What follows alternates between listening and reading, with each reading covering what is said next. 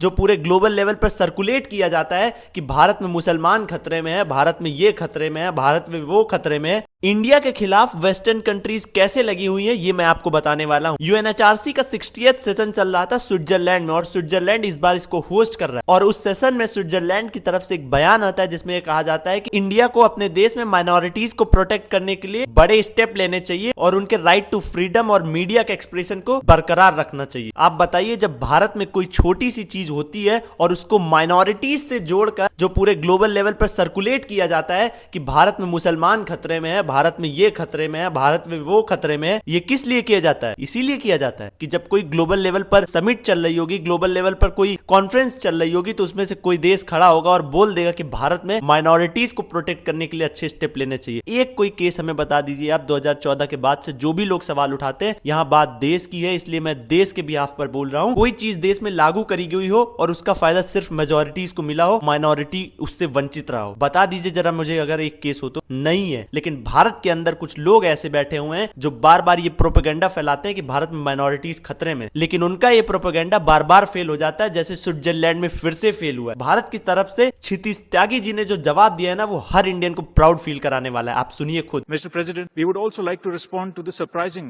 shallow and ill-informed remarks made by Switzerland, a close friend and partner. As it holds the UNHRC presidency, it is all the more important for Switzerland to avoid wasting the Council's time with narratives that are blatantly false and do not do justice to the reality of India. Instead, it should focus on its own challenges such as racism, systematic discrimination and xenophobia. As the world's largest, most diverse and vibrant democracy, with the civilizational embrace of pluralism, India remains ready to help Switzerland address these concerns. क्षितिज त्यागी ने साफ साफ खुले शब्दों में कहा कि Switzerland को अपनी तरफ झांक के देखना चाहिए। रेसिज्म, डिस्क्रिमिनेशन और जेनोफोबिया जो उनकी सबसे बड़ी चुनौती है, उस पर ध्यान देना चाहिए। भारत की तरफ आंख उठाने से पहले अपने अंदर झांक के देखिए। और भारत ने इस सेशन से पाकिस्तान को भी लताड़ लगाई है, क्योंकि इसके पीछे पाकिस्तान भी जिम्मेदार है, जो ग्लोबल लेवल पर हमेशा ये बात बोलता है कि भारत में मुसलमान खतरे में। तो भारत ने पाकिस्तान को भी यहाँ से खरी खरी सुनाई और आतंकी हमलों का जिक्र किया, आतंकवाद के खिलाफ बोला है। जितने भी उरी, पठानकोट, पुलवामा, सब का जिक्र करके यूएनएचआरसी के सामने रख दिया कि ये पाकिस्तान का असली चेहरा और ये बताने आएंगे भारत को कि भारत में माइनॉरिटीज खतरे में। कहां पे खतरे में है सर, जरा बताइए। ये जितने भी बयान वेस्टर्न कंट्रीज में दिए जाते हैं, क्या किसी ने कभी प्रूफ दिया है कि ऐसा कुछ हुआ भी है भारत में? कभी नहीं दे पाते। क्यों? क्योंकि सिर्फ ये प्रोपेगेंडा होता है और जो चलाया जाता है ग्लोबल लेवल पर भारत की साख गिराने के लिए। लेकिन आपके प्रोपेगेंडा कभी कामयाब नहीं हो पाएंगे जब तक भारत को रिप्रेजेंट करने वाले क्षितिज त्यागी जैसे लोग बैठे हुए हैं। जय हिंद, जय भारत।